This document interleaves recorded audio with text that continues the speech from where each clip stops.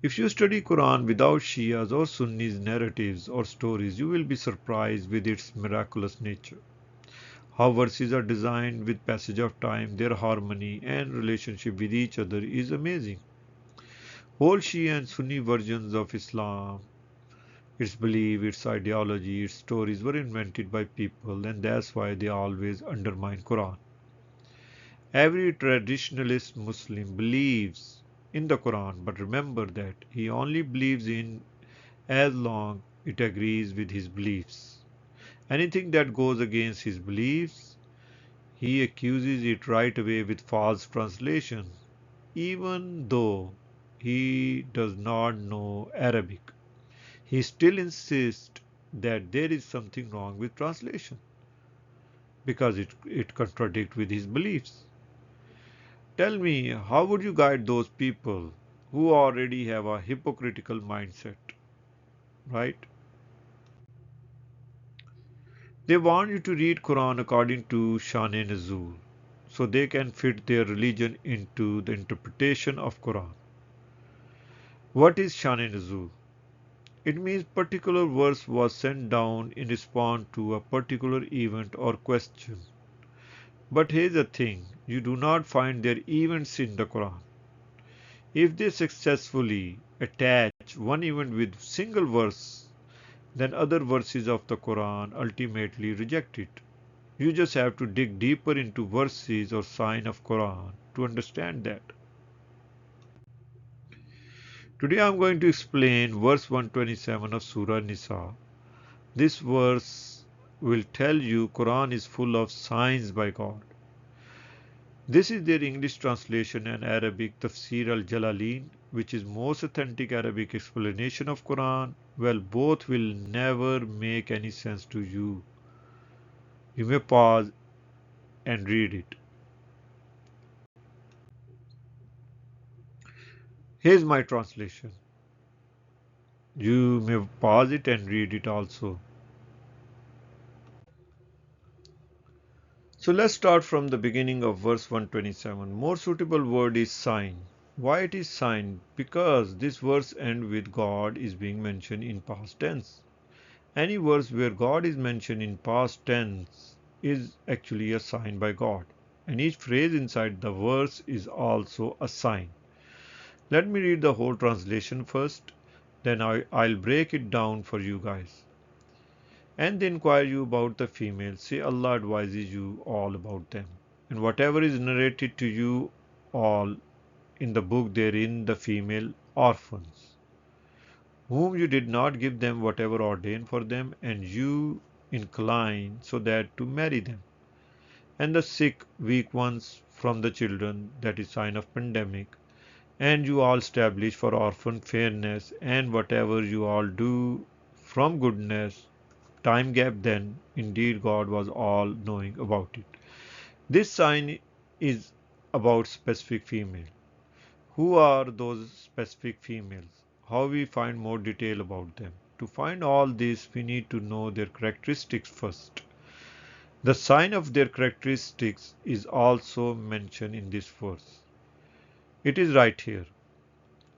Allati la tu'tunahunna ma kutiba lahunna wa targhabuna an tankihuhunna, whom you did not give them whatever ordained for them, and you, these are plural, incline so that to marry them. Okay, let me repeat it.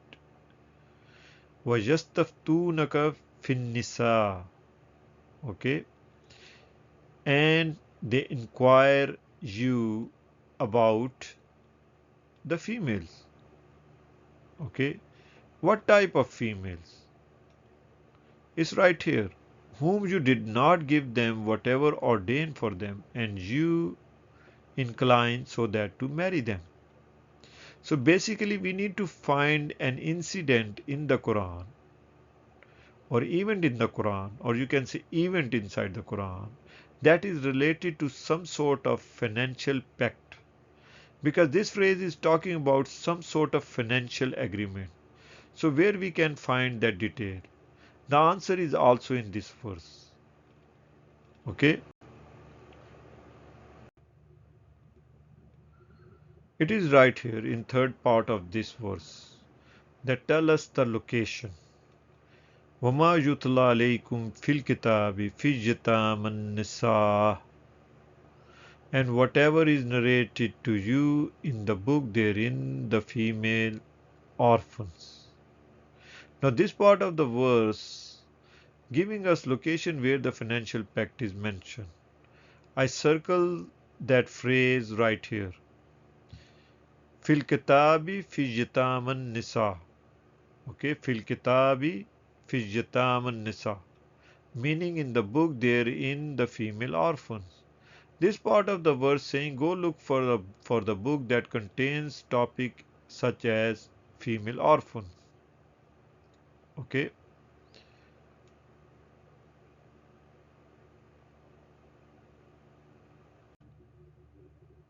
You must be also wondering why God used the word Al-Kitab here, meaning the book instead of Surah. Well, this need a lot of explanation, but for right now I tell you little bit about it.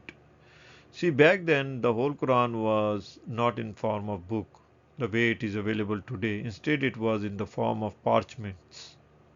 Each group of parchments were known as book. To locate something in a parchment, specific words were used.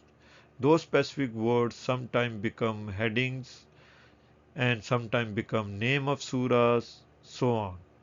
When God said, whatever is narrated to you in the book regarding the female orphans, that mean go look into the group of parchments that specifically dealing issues related to female orphans. Okay? So this part of the verse is saying go look for the book that contains topics such as female orphan.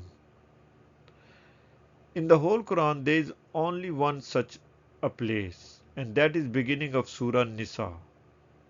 First 35 verses of Surah Nisa has many signs that are only related to orphanage and polygamy. Also they contain solution for them too. Each verse has a vast background and meaning. Obviously, I cannot discuss all of them, but I'll try to discuss or to cover best as much as I can. This verse has a relationship with verse 6 of Surah Nisa, and today I'm going to explain that too as well. It is right here. Keep in mind, both of these verses are not just limited to each other. They do also have relationship with some other verses in the Quran. Okay. Now, this verse is describing some rules and laws regarding orphan. Verse number 6. Here is my translation. It is pretty much self explanatory, but let me read it first. And examine the orphans until they reach the marriageable age. Time gap then. If you perceive in them female male orphan wisdom right in mind, in other words, then deliver to them their wealth, and do not consume by free spending or invest it hoping that may grow. And whoever was rich then refrain, and whoever was poor then consume fairly. Then when you deliver to them their wealth, then take witnesses over them, sufficient enough God being reckoner. So this is verse number 6. So verse 127 has a direct relationship with verse number 6, and you will understand why I'm saying that. This verse is telling some rules and laws regarding orphans that include male and female both, obviously. What are those rules and laws? Number one is no one allowed to marry them until they reach marriageable age, meaning older enough to know what is right or wrong, and they are able to choose their partner. Number two, number two rule is regarding their wealth, which they inherit it, which they already have it. The rule says it is custodian responsibility to hold and take care of their wealth till they become grown ups, okay, or till they reach the marriageable age. Once they become adult, then he need to deliver them their wealth. Also, he need to have witness at the time of returning their wealth. Rule number 3 is that the custodian never invest their money in any business because every investment contains some risk. So do not invest their wealth. Also, do not waste their wealth in buying things that are unnecessary. That means no free spending.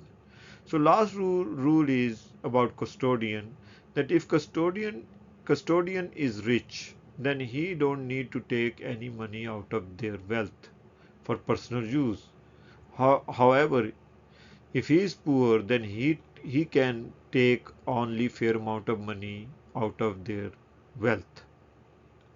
In other words, something low amount of paycheck for taking care of their wealth. All this is part of solution or advice by God for those people who were inquiring the profit of time about females in verse 127.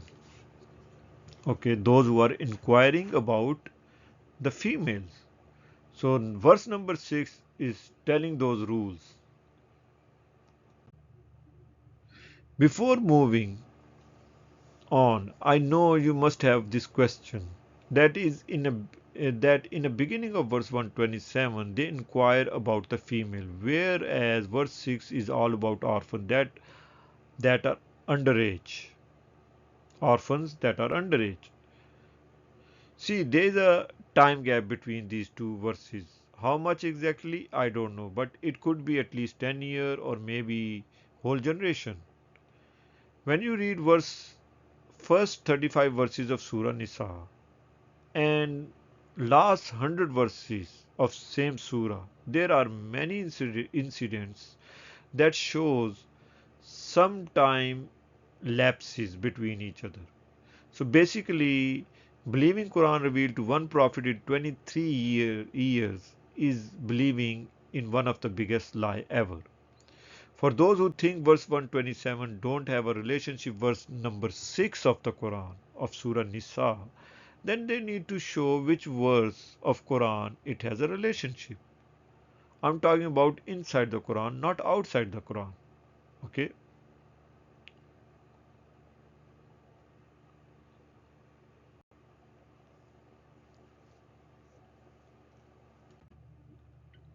Moving on, let me explain the last four parts of this verse, verse 127. وَالْمُسْتَضْعَفِينَ مِنَ الْوِلْدَانِ, and the sick, weak ones from the children. Sign of pandemic. This sign has a relationship with following verses. It is right here. Well, this need a lot of explanation, but let's move on. These are the verses it has a relationship with. Okay, now the second part is وَأَن تَقُومُوا لِلْيَتَامَى بِالْقِسْطِ, and you establish for orphan fairness. This is a self-explanatory sign that one must treat every orphan fairly. That's all. And the next part is وَمَا تَفْعَلُوا مِنْ خَيْرٍ فَإِنَّ اللَّهَ كَانَ بِهِ عَلِيمًا. And whatever you do from goodness, time gap, time gap, then indeed God was all knowing about it. So here God is saying anything you do out of goodness, He is aware of it. But in the end of the verse, God mentioned Himself in past tense. That is indeed God was all knowing about it. This tells you this verse is one of the great signs of the God. It tells you everything happening in longer time duration. This is very important. So if you put Surah Nisa verse 127 next to verse 6 of Surah Nisa and read them both, you will understand they both have a deeper relationship with each other. In verse 6, orphans are too young. not ready for marriage. Whereas verse 127, they become grown up, meaning ready for marriage.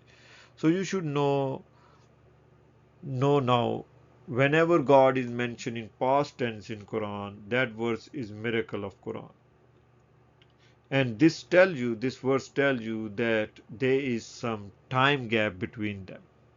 Okay, maybe 10 years, 20 years, but there is some time gap between them. So that's why I say whenever you study Quran without Shia Sunni narratives, you will understand the miraculous nature of Quran. Okay, so see how interesting it is that you have one verse, that is verse number 6 of Surah Nisa, and you have verse 127 of Surah Nisa, and they have 10 to 20 years or maybe more than that gap.